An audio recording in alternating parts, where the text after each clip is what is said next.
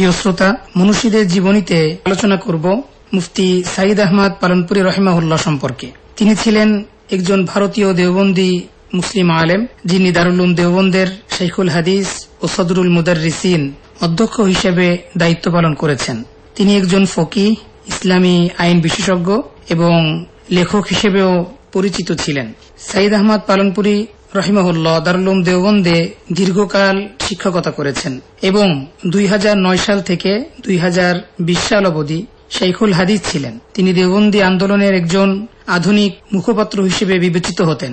শাইখুল হাদিস সাঈদ আহমদ পালনপুরি রহিমাহুল্লাহ সম্পর্কে বিস্তারিত আলোচনা শুনব আমাদের উপস্থিত মেহমানদের কাছ থেকে ইনশাআল্লাহ। প্রথমে আমরা যাব মুফতি সাঈদ হুসাইনের কাছে। তিনি সাঈদ আহমদ পালনপুরি রহিমাহুল্লাহর জন্ম এবং জন্ম পরবর্তী তার শিক্ষাকাল নিয়ে তিনি আলোকপাত করছেন। নাহমাদুহু ওয়া নুসাল্লি আলা রাসূলিহিল কারীম, আম্মা বা'দ।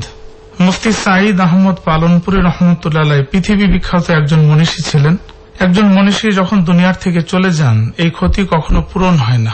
হযরত আলী রাদিয়াল্লাহু তাআলা আনহু তার এক বক্তব্যে বলেছেন, কোন আলেমের ইন্তেকাল হয়ে গেলে ইসলামের এমন শূন্যতা সৃষ্টি হয়, কিয়ামত পর্যন্ত কোনো কিছুই তা পূরণ করতে পারে না।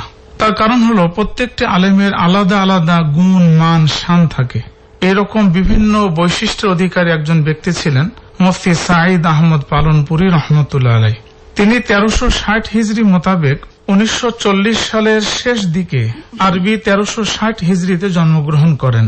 তিনি বানাসকাঠা জেলার উত্তর গুজরাট, ভারতের একটা জায়গা, উত্তর গুজরাটের বানাসকাঠা এই স্থানে তিনি জন্মগ্রহণ করেন। বানাস একটি নদীর নাম এবং গুজরাটের পরিভাষায় কাঠা শব্দের অর্থ হচ্ছে প্রান্ত, অর্থাৎ নদীর প্রান্তের নাম ছিল সেই জায়গাটার। বর্তমানে বানাসকাঠা জায়গাটার নাম এখনো আছে। তো বানাস নদীর দক্ষিণ দিকে অবস্থিত এই জায়গা। এই জেলার কেন্দ্রীয় শহর হলো পালনপুর। স্বাধীনতার পূর্বে মুসলিম নবাবের স্টেট ছিল। আর কালিরা পালনপুর থেকে আনুমানিক 30 মাইল দূরে দক্ষিণ পূর্বে অবস্থিত পালনপুরের একটি প্রসিদ্ধ বস্তি। এখানেই মুফতি সাঈদ আহমদ পালনপুরি রহমতুল্লাহ আলাইহি জন্মগ্রহণ করেন। জন্মগ্রহণের পর পিতামাতা হযরতের নাম রেখেছেন, শুধু আহমদ রেখেছিলেন।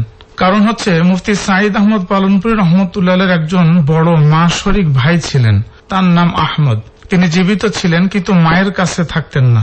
সন্তানের কথা সবসময় যেন স্মরণ হয়, এই জন্য মুফতি সাঈদ আহমদ পালনপুরি রহমতুল্লাহ আলাইহির নামটাও তার মা রেখেছেন আহমদ।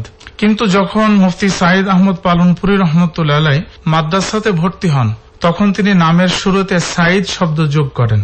সারা পৃথিবীতে আজকে এই নামেই তিনি বিখ্যাত হয়েছেন, মুফতি সাঈদ আহমদ পালনপুরি। হযরত মুফতি সাঈদ আহমদ পালনপুরি রহমতুল্লাহ আলাইহি তিনি ছোটবেলা থেকেই প্রখর মেধার অধিকারী ছিলেন। 5 বছর বয়সে সম্মানিত পিতার নিকট থেকে তিনি আরবি শেখার প্রতি উৎসাহিত হন। তার পিতা একজন কৃষক ছিলেন। পিতা কৃষিকাজের কাজে ব্যস্ত থাকার কারণে যখন তিনি দেখলেন যে সন্তান আরবি শেখার প্রতি আজ উৎসাহ আছে কিন্তু শিখতে পারছে না, তখন তিনি মুফতি সাহেব রহমতুল্লাহ আলাইহির নিজের মামা মৌলানা আব্দুর রহমান রহমতুল্লাহ আলাইহির কাছে সন্তানের দায়িত্বভার অর্পণ করেন। তিনি পালনপুর থেকে সাপি নামক একটা স্থানে গমন করেন। সাপি একটা মাদ্রাসা ছিল। সেই মাদ্রাসাতে মুফতি সাঈদ আহমদ পালনপুরি রহমতুল্লাহ আলাইহির মামা শিক্ষকতা করতেন। তিনি মামার তত্ত্বাবধানেই ইসলামের শিক্ষার শুরু হয়। তার 6 মাস পর্যন্ত মামার সাথেই মাদ্রাসায় তিনি প্রাথমিক শিক্ষা সম্পূর্ণ করার জন্য চেষ্টা করেন, কিন্তু 6 মাস পরে মামা স্থান ত্যাগ করে আবার গ্রামে ফিরে আসেন। তখন মামার সাথে আবার তিনি পালনপুর এলাকায় ফিরে আসেন। মামার তত্ত্বাবধানে তিনি পড়াশোনা করতে থাকেন। প্রাথমিক যেই বই পুস্তকগুলি আছে আরবি ভাষা, উর্দু ভাষা, তখনকার সময়ে প্রসিদ্ধ ফার্সি ভাষা, প্রাথমিক কিতাব তিনি মামার কাছেই পড়াশোনা করেন। এর পরবর্তীতে মামা দায়িত্ব অর্পণ করেন হযরত মাওলানা মোহাম্মদ নজির মিয়া পালনপুরি। তিনি বিখ্যাত আলেম ছিলেন তখনকার সময়। মুফতি সাহেব রহমতুল্লাহ আলাইহির দায়িত্ব তার হাতে অর্পণ করেন।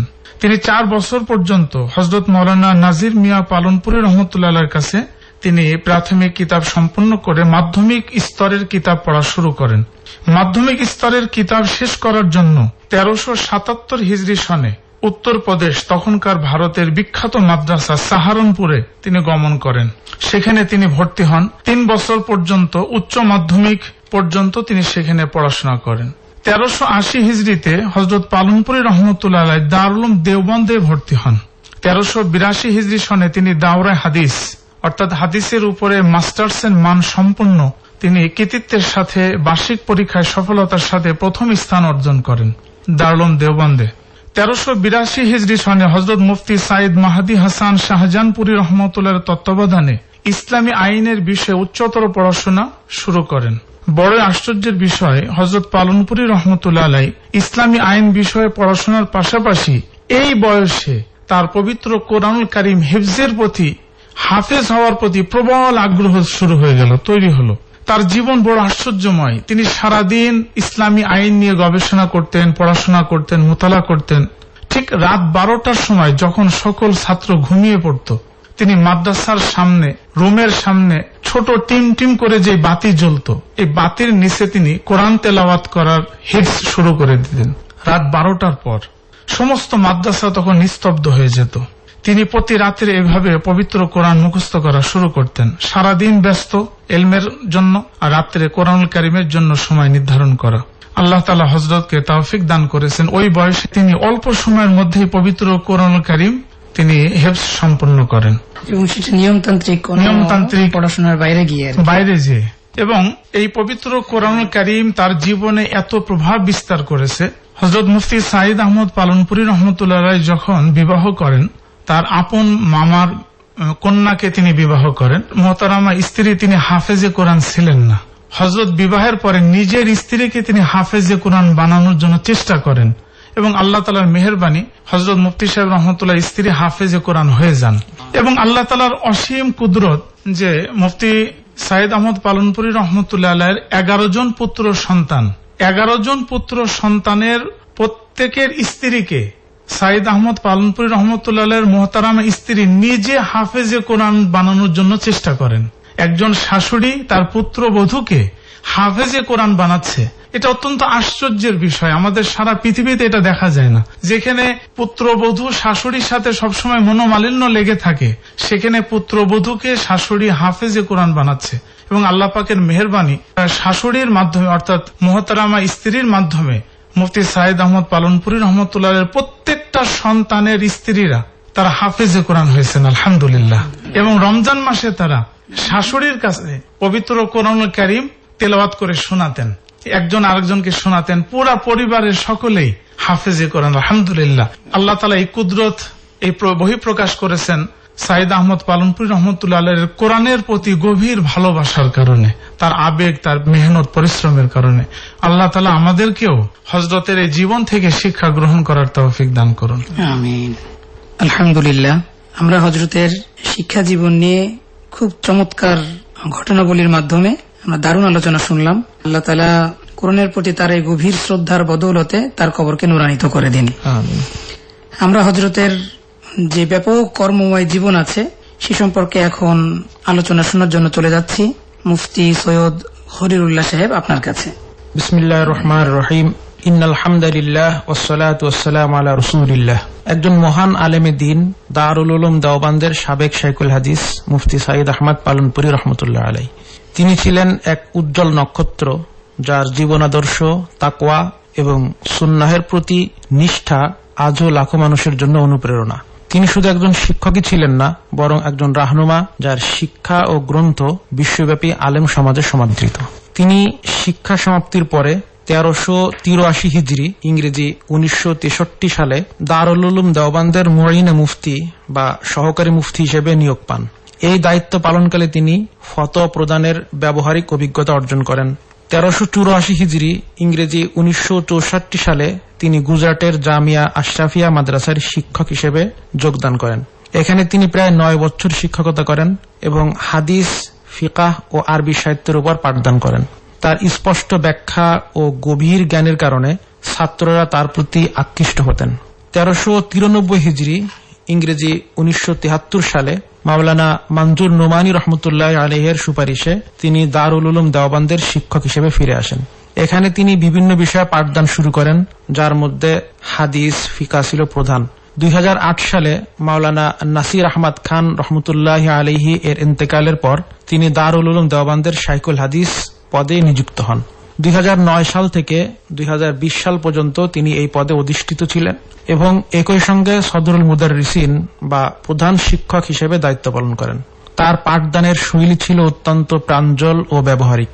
তিনি সহিহ বুখারী, সহিহ মুসলিম, জামে তিরমিজি, মিশকাত শরীফ সহ বিভিন্ন হাদিস গ্রন্থের দর্শ প্রদান করেন। তার দর্শে হাজারো ছাত্র অংশ নিতেন এবং তার ব্যাখ্যা ছিল এতটাই সহজ যে জটিল বিষয়ও সকলের সহজে বোধগম্য হতো। তিনি ছাত্রদের শুধু ইলম শিখাতেন না, বরং তাদের মধ্যে তাকওয়া, সুন্নাহর অনুসরণ এবং উম্মতের জন্য কাজ করার মানসিকতা গড়ে তুলতেন। তার এই গুণের কারণে তিনি উস্তাদুল আসাতিজা বা শিক্ষকদের শিক্ষক হিসেবে সম্মানিত হন। তিনি দারুল উলুমের প্রশাসনিক দায়িত্ব পালন করতেন এবং প্রতিষ্ঠানের শৃঙ্খলা ও ইলমি মান বজায় রাখতে গুরুত্বপূর্ণ ভূমিকা রাখেন। তার শিক্ষকতার সময় দারুল উলুম দেওবান্দ বিশ্বব্যাপী ইলমি কেন্দ্র হিসেবে সমাদৃত হয় আরো ব্যাপকভাবে। মুফতি সাইদ আহমদ পালনপুরি রহিমাহুল্লাহর ইলমি অবদান অত্যন্ত ব্যাপক ও গভীর। তিনি মজলিসে তাহফুজে কুরআন খতমে নবুওয়াত সংগঠনের নাজেমে আলা বা প্রধান সমন্বয়ক হিসেবে দায়িত্ব পালন করেন। এই সংগঠনটি খতমে নবুওয়াতের প্রচার ও ভ্রান্ত আকীদার খণ্ডনের কাজ করেন। তিনি এই পদে আমৃত্যু অধিষ্ঠিত ছিলেন এবং তার নেতৃত্বে সংগঠনটি ভারতে ব্যাপক প্রভাব বিস্তার করে। মুফতি সাইদ আহমদ পালনপুরি রহিমাহুল্লাহ একজন প্রখ্যাত দেওবন্দে আলেম, মুহাদ্দিস ও ফকিহ ছিলেন। তিনি আরবি, উর্দু ও ফার্সি ভাষায় 50টিরও বেশি গ্রন্থ রচনা করেন। তার গ্রন্থগুলো তাফসির, হাদিস, ফিকা, খতমে নবুওয়াত, আরবি ব্যাকরণ, ইসলামী দর্শন বিভিন্ন শাখায় রচিত। তিনি শাহ ওলিউল্লাহ মুহাদ্দিস দেহলভী রহমতুল্লাহ আলাইহির বিখ্যাত গ্রন্থগুলির উপর গভীর অধ্যয়ন করেছেন এবং কিছু গ্রন্থের ব্যাখ্যা অনুবাদ করেছেন।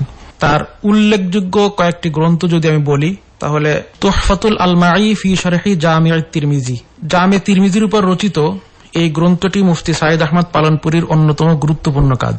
এটি হাদিসের সনদ, মতন, ফিকহি প্রয়োগ এবং ব্যাখ্যার উপর গভীর বিশ্লেষণ প্রদান করেন। দারুল উলুম দেওবান্দের পাঠ্যসূচিতে ব্যবহৃত এই গ্রন্থটি আলেমদের মধ্যে অত্যন্ত সমাদৃত। একজন আলেম এটিকে উল্লেখ করে বলেছিলেন, এটি জামে তিরমিজির বাকি সব শরাহকে আলমারিতে ঢুকিয়ে দিয়েছে, অর্থাৎ এটি অন্যান্য ব্যাখ্যা গ্রন্থকে ছাড়িয়ে গেছে। তুহফাতুল কারি ফি শারহিল বুখারী, সহিহ বুখারীর উপর রচিত এই ব্যাখ্যা গ্রন্থ তিনি হাদিসের গভীর তাৎপর্য, ফিকহি দৃষ্টিকোণ এবং ব্যবহারিক প্রয়োগ ব্যাখ্যা করেছেন। এটি দারুল উলুম দেওবান্দের উচ্চতর হাদিস কোর্সে ব্যবহৃত হয়। হিদায়াতুল কুরআন, এটি তার সবচেয়ে বিখ্যাত তাফসির গ্রন্থ। সহজ ও প্রাঞ্জল ভাষায় লিখিত এ তাফসির কুরআনের ব্যাখ্যা সাধারণ পাঠক ও আলেম উভয়ের জন্য উপযোগী। দারুল উলুম দেওবান্দের পাঠ্যসূচিতে এটি অন্তর্ভুক্ত। এছাড়াও সাইদ আহমদ পালনপুরি রহমতুল্লাহ আলাইহি আরবি, উর্দু ও ফার্সি ভাষায় কুরআনের তাফসির, হাদিসের শরহ, ফিকা, আইন শাস্ত্রের মূলনীতি, আরবি ব্যাকরণ তথা নাহু সরফ, যুক্তিবিদ্যা, দর্শন, সমকালীন ইসলামী সমস্যা নিয়ে বহু গ্রন্থ রচনা করেছেন। এগুলো অনেক কিতাব মাদ্রাসার পাঠ্যসূচির জন্য লিখিত বা অনেকটা অপ্রকাশিত এবং তার লিখিত কিতাবের মধ্যে বাংলা ভাষায় প্রায় 20টা বই আমাদের বাংলা ভাষায় ভাষান্তর করা হয়েছে, যা আমাদের আলেমদের জন্য এবং ছাত্রদের জন্য বা সাধারণ মানুষের জন্য খুবই উপকারী। বিশেষ করে মুকাদ্দায়ে মুসলিমের যে বাংলাটা তিনি করেছেন, কঠিন একটা বিষয়টাকে তিনি সহজভাবে উপস্থাপন করেছেন। তার রচনায় হাদিস, ফিকা, তাফসিরের গভীর বিশ্লেষণ এবং তার অনেক কিতাব যেগুলো বিভিন্ন মাদ্রাসার পাঠ্যসূচিতে ব্যবহার হয়েছে এবং অনেকগুলো মানুষের জীবনের ইসলাহের জন্য খুবই উপকারী এবং এইভাবে তিনি অনেক কিতাবগুলো রচনা করেছেন। আলহামদুলিল্লাহ, আমরা এই মহান মনীষীর কর্মজীবন এবং তার এই কর্মজীবনে যে গ্রন্থ রচনার বিশাল পরিব্যাপ্তি সে সম্পর্কে আমরা জানছিলাম, আলোচনা শুনছিলাম।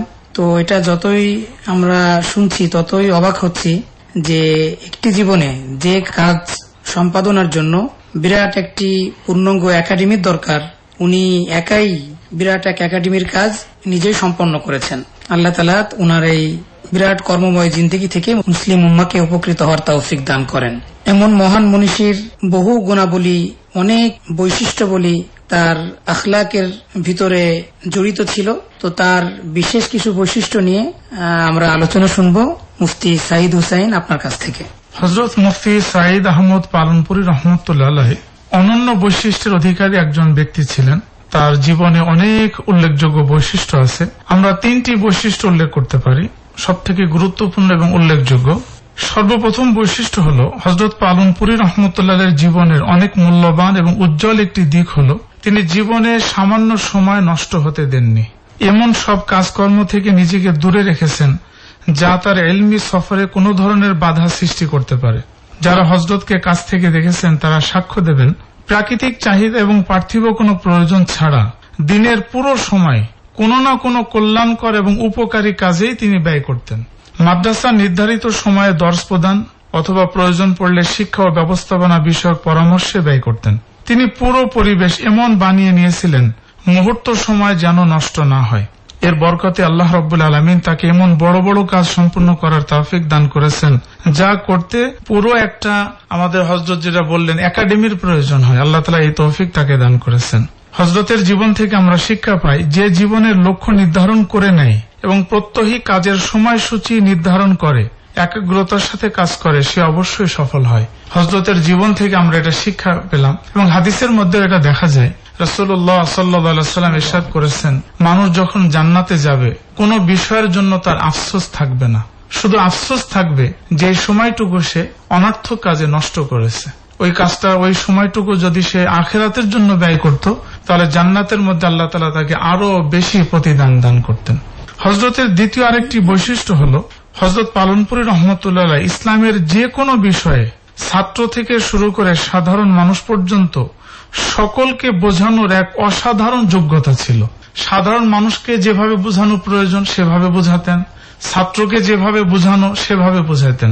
এই কারণে হযরত ছাত্রদের মাঝে অনেক ভালোবাসা এবং গ্রহণযোগ্যতা পেয়েছিলেন। তার হাদিসের দর্শ ছিল অতুলনীয়। তিনি প্রতিদিন নিয়মিত কোনো ক্লান্তি ছাড়াই এক একটি হাদিসের দর্শে 2.5 ঘন্টা পর্যন্ত সারগর্ভ এবং আলেম সুলভ দর্শ দিতেন। 2.5 ঘন্টা পর্যন্ত জটিল থেকে জটিলতর অধ্যায়গুলি তিনি সহজ সাবলীল ভাবে উপস্থাপন করতে পারতেন। আল্লাহ তাআলা হযরতকে যোগ্যতা দান করেছেন। এই জন্য কম মেধাবী ছাত্ররাও তার দর্শে বসে অনেক আনন্দিত হতো। তিনি দর্শে আসার পূর্বেই দারুল হাদিস সম্পূর্ণ ভরে যেত। কারো আসতে দেরি হলে দরজায় বসে যেত। হযরতের তাকরীর যেন বিঘ্ন সৃষ্টি না হয়, ভিতরে না ঢুকে দরজায় বসে যেত।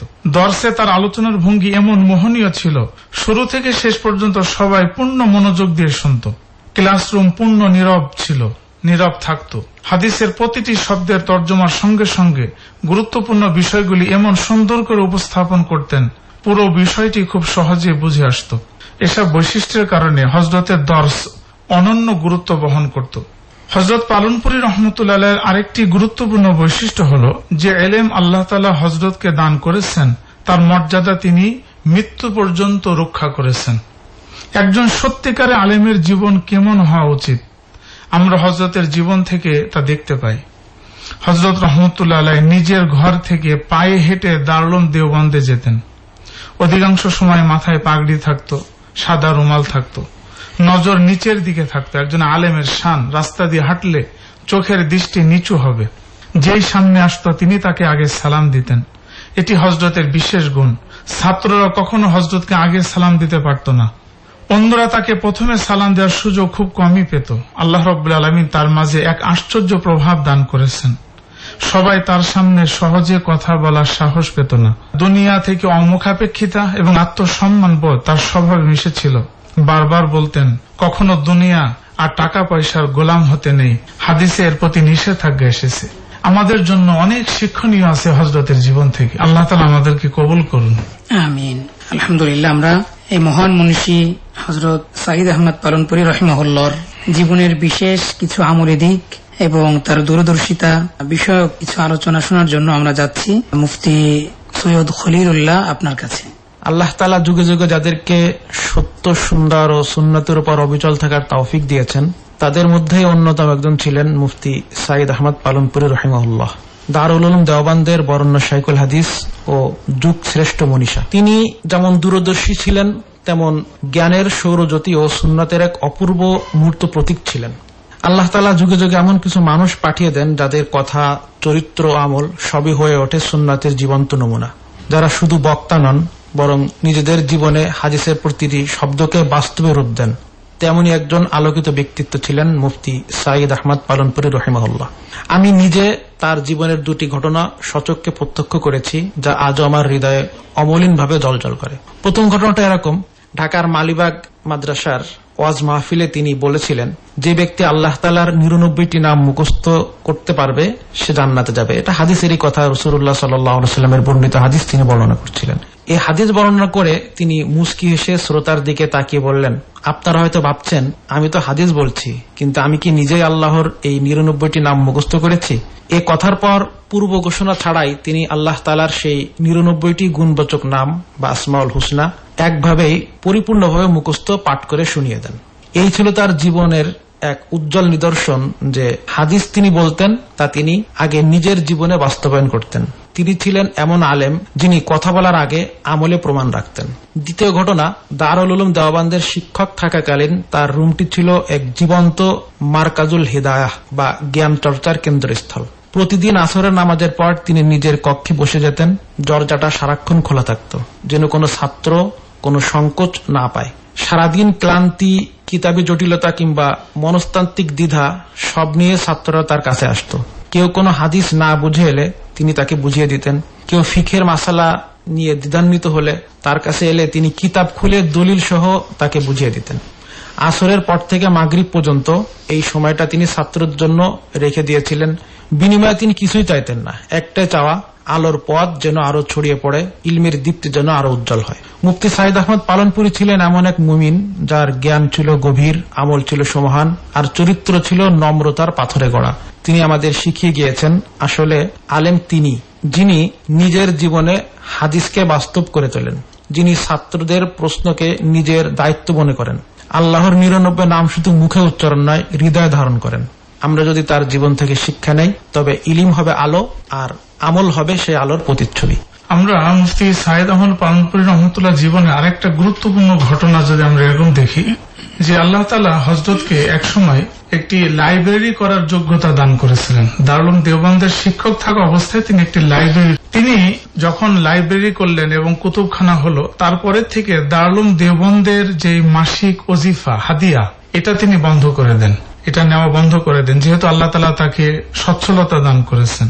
শুধু তাই নয়, তিনি এমন একটা বিরল দৃষ্টান্ত উপস্থাপন করেছেন যে 1393 হিজরির শাওয়াল মাস থেকে 1423 হিজরির জিলহজ মাস পর্যন্ত মোট 30 বছর 3 মাস তিনি দারুল উলুম দেওবন্দ থেকে হাদিয়া নিয়েছেন প্রত্যেক মাসে। তখন তো এটা তার প্রয়োজন ছিল, কিন্তু আল্লাহ তাআলা যেহেতু তাকে তাওফিক দান করেছেন, আর্থিক সঙ্গতি দান করেছেন, তখন তিনি একটা চিন্তা করলেন যে যেই অর্থ আমি দারুল উলুম দেওবন্দ থেকে নিয়েছি এটা আমি দারুল উলুম দেওবন্দে ফেরত দিয়ে দেব। তিনি হিসাব করে 30 বছর 3 মাসের সম্পূর্ণ ওজিফা তিনি দারুল উলুম দেওবন্দে ফেরত দিয়ে দিয়েছেন। হিসাব করে দেখা গেছে তখনকার সময়ে মোট ওজিফার পরিমাণ ছিল 9,49,804 রুপি। সুবহানাল্লাহ। তিনি একটা বিরল দৃষ্টান্ত উপস্থাপন করেছেন। আল্লাহ তাআলা আমাদেরকেও এই জীবন থেকে আমিন। আলহামদুলিল্লাহ। শ্রোতা বন্ধু, যে মনীষী আজকে আমরা আলোচনা শুনছি, উনি শুধু নির্দিষ্ট সীমার করেই উনি বিশ্বব্যাপী পরিভ্রমণ করেছেন এবং তার বয়ানের মাধ্যমেও ইসলামের ব্যাপক খেদমত করে গিয়েছেন। তো এই সম্পর্কে কিছু শোনার জন্য আমরা মুফতি সাঈদ হুসাইন আপনার কাছে আসছি। হযরত মাওলানা মুফতি সাঈদ আহমদ পালনপুরী রহমতুল্লাহ একজন সুবক্তা ছিলেন। তার ওয়াজ এবং বক্তব্য শ্রোতাদের মাঝে খুব প্রভাব সৃষ্টি করত। তার জীবনের মূল মিশন এবং ভিশন ছিল দরস, তাদরিস, লেখা ইত্যাদি। ছুটির সময় হযরত ওয়াজ নসিহত করতেন। তিনি অত্যন্ত হৃদয়গ্রাহী, চিত্তাকর্ষক, বিনম্র, আকর্ষণীয় ভঙ্গিতে বক্তব্য রাখতেন। তিনি বক্তব্যের মাঝে মাঝে কিছু কৌতুক বলতেন, জীবন ঘনিষ্ঠ কৌতুক বলতেন। তাই শ্রোতারা গভীর মনোযোগের সাথে দীর্ঘ সময় তার আলোচনা শুনতে থাকতেন, কোনরূপ ক্লান্ত হতেন না। হযরতের একটা বৈশিষ্ট্য ছিল, যে কোনো ব্যক্তি যদি প্রশ্ন করত এত সুন্দরভাবে সহজ সরল ভাবে বুঝিয়ে দিতেন, ওই ব্যক্তির অন্য কারো কাছে প্রশ্ন করার কোনো প্রয়োজন হতো না। আল্লাহ তাআলা তাওফিক দান করেছেন। এর পাশাপাশি সারা পৃথিবী 40 বছর যাবৎ হযরত সফর করেছেন। মানুষেরা বিভিন্ন প্রান্ত থেকে তাকে সাথে করে নিয়ে যেতেন। বিশেষ করে রমজান মাস তিনি বিভিন্ন দেশে সফর করতেন।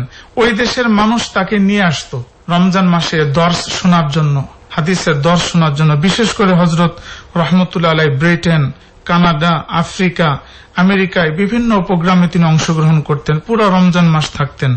মানুষদেরকে আল্লাহ ভীতি, আখিরাতের ফিকির, নেক আমলের প্রতি উদ্বুদ্ধ করতেন। হারাম এবং গুনাহ থেকে বেঁচে থাকার জন্য আদেশ করতেন, উৎসাহ দিতেন। এইভাবে তিনি প্রায় 40 বছর যাবৎ ধারাবাহিকভাবে সফর করতে থাকেন। আল্লাহ তাআলা হযরতের জীবন থেকে আমাদের শিক্ষা গ্রহণ করার তৌফিক দান করুন। আমরা এই পর্যায়ে অনুষ্ঠানে একেবারে শেষে চলে এসেছি। তো আমরা হযরতের বিদায় লগ্ন ইন্তেকাল নিয়ে কথা শুনছি মুফতি খলিলুল্লাহ সাহেবের কাছ থেকে। 2020 সালের 14 মে মুফতি সাইদ আহমদ পালনপুরি রহমতুল্লাহ আলাই অসুস্থ হয়ে পড়েন। প্রাথমিক চিকিৎসার পরে সুস্থ না হয় মুম্বাইয়ের একটি হাসপাতালে তাকে ভর্তি করা হয়। বার্ধক্যজনিত কারণে তার শারীরিক অবস্থা অবনতি হলে তাকে আইসিইউতে স্থানান্তর করা হয়। 19 মে 2020 25 রমজান 1441 হিজরি সকালে তিনি ইন্তেকাল করেন। মুফতি সাইদ আহমদ পালনপুরি রহমতুল্লাহ আলাই ছিলেন দারুল উলুম দেওবান্দের প্রখ্যাত শাইখুল হাদিস ও শিক্ষক। দেওবান্দ মাদ্রাসার নিজস্ব গোরস্থান, যাকে মাকবারায়ে কাসেমি বলা হয়, যেখানে যুগশ্রেষ্ঠ উলামায়ে কেরাম শায়িত আছেন, সেখানে দাফনের বাসনা অনেকেরই থাকে, কিন্তু তিনি সুন্নাতের প্রতি গভীর ভালোবাসা রেখে ওসিয়াত করে গিয়েছিলেন যেন মৃত্যুর স্থানে তাকে দাফন করা হয়। এটাই সুন্নাত, যে মানুষ যেখানে মারা যাবে সেই এলাকায় পাশের গোরস্থানে তাকে দাফন করা। বর্তমানে এই সুন্নাত উপেক্ষিত হচ্ছে এবং একটা মাজলুম সুন্নাত বলতে পারে। এজন্য আমরা চেষ্টা করব এবং ওসিয়ত করব, যদি আমাদের সামর্থ্য থাকে, যদি এরকম সুযোগ থাকে, যে আমার পরিবারকে জানানো যে আমি মৃত্যুবরণ যেখানে করব সম্ভব হলে সেখানে আমাকে দাফনের ব্যবস্থা করা। এবং সাহাবায়ে কেরাম রাদিয়াল্লাহু তাআলা আনহুমদের জীবনীতে এটা পাওয়া গেছে। যেই সাহাবী যুদ্ধের ময়দানে তুরস্ক গেছেন, মিশরে গেছেন, ফিলিস্তিন গেছেন, সেখানেই শহীদ হয়েছেন, সেখানেই তাদের দাফনের ব্যবস্থা করা হয়েছে। 1 লক্ষ অথচ আমাদের দেখা যাচ্ছে বিদেশে মারা গেছেন, সেই দেশ থেকে লাশ বাংলাদেশে নিয়ে আসতেই হবে, এরকম একটা প্রবণতা আমাদের তৈরি হয়ে গেছে। এটা ইসলামী চিন্তা চেতনার বাইরে। এই জন্য আমরা চেষ্টা করবো ইনশাআল্লাহ। বর্তমানে এটার ব্যাধি খুব বেশি, যে এক জায়গায় ইন্তেকাল করলে অন্য জায়গায় স্থানান্তর এবং একাধিক জানাজা, এটা না হওয়া চাই, জানাজা একটাই হয়। তো তিনি ওসিয়াত করে গিয়েছিলেন যেন মৃত্যুর স্থানে তাকে দাফন করা হয়। সে অনুযায়ী চিকিৎসাধীন অবস্থায় মুম্বাই ইন্তেকাল করার পর সেখানের পাশে এক মাদ্রাসার গোরস্থানে তাকে দাফন করা হয়। তিনি জীবনে যেমন সুন্নাতের অনুসরণে ছিলেন অটল, মৃত্যুতেও তার প্রতিফলন রেখেছেন। তার ইন্তেকালে বিশ্বব্যাপী আলম সম্প্রদায়ের শোকাহত হয়। তার ইন্তেকাল ইলমি জগতের একটি বিশাল শূন্যতা সৃষ্টি করেছে। তার ছাত্ররা ভারত, বাংলাদেশ, পাকিস্তান, মধ্যপ্রাচ্য সহ বিশ্বের বিভিন্ন দেশে ছড়িয়ে রয়েছে। বাংলাদেশে তার বেশ কিছু উল্লেখযোগ্য ছাত্র রয়েছে যারা তার শিক্ষা আদর্শ ধরে রেখেছে, ইলমি খিদমত করে যাচ্ছেন। তো বিশেষ করে আজকে যে মহান মনীষীর জীবন নিয়ে আমরা এই দীর্ঘ সময় আলোচনা থেকে নিয়ে মৃত্যু পর্যন্ত তার শিক্ষা জীবন, কর্মজীবন বিশাল অধ্যায়, যার প্রতিটি রন্ধ্রে রন্ধ্রে আমাদের জন্য অনুসরণের উজ্জ্বল প্রদীপ প্রজ্বলিত হয়ে আছে। তার জীবনের ভিতরে বিশেষ করে সময়ের হেফাজত, ন্যূনতম কোনো মুহূর্ত অনর্থা ব্যয় না করা এবং যে কাজের জন্য তিনি আবর্তিত হয়েছেন সেই কাজের পরিপূর্ণ যোগ্যতা অর্জনের পিছনে তার যে নিরলস চেষ্টা এবং দীর্ঘ পথ পাড়ি দেয়া, এর মাধ্যমে তিনি যে শিক্ষকতার পেশায় নিয়োগ হওয়ার পরে শিক্ষকের সবচেয়ে বড় গুণ যোগ্যতা ধারণ করে অন্যকে বোঝানোর ক্ষমতা, এই যোগ্যতা তিনি ধারণ করেছিলেন এবং তিনি নিজেকে গঠন করেছিলেন এক উপকারী ব্যক্তিসত্তা রূপে। এই মহান মনীষী তার ইলমে, আমলে, আকিদা, বিশ্বাসে, সর্বোপরি ইলমকে পৌঁছাবার জন্য তিনি কলম হাতে নিয়ে এবং তার জবান দ্বারা পৃথিবীব্যাপী ইসলামকে প্রচার প্রসার করবার জন্য নিজেকে উৎসর্গ করেছেন। তার এই জীবনী থেকে আলো গ্রহণ করে আল্লাহ তাআলা আমাদেরকেও চলার তৌফিক দান করেন, আর এই মনীষীর কবরকে আল্লাহ তাআলা নূর দ্বারা পরিপূর্ণ করে দেন এবং তাকে এর উত্তম বিনিময় জান্নাতুল ফেরদাউস দান করেন। আমিন।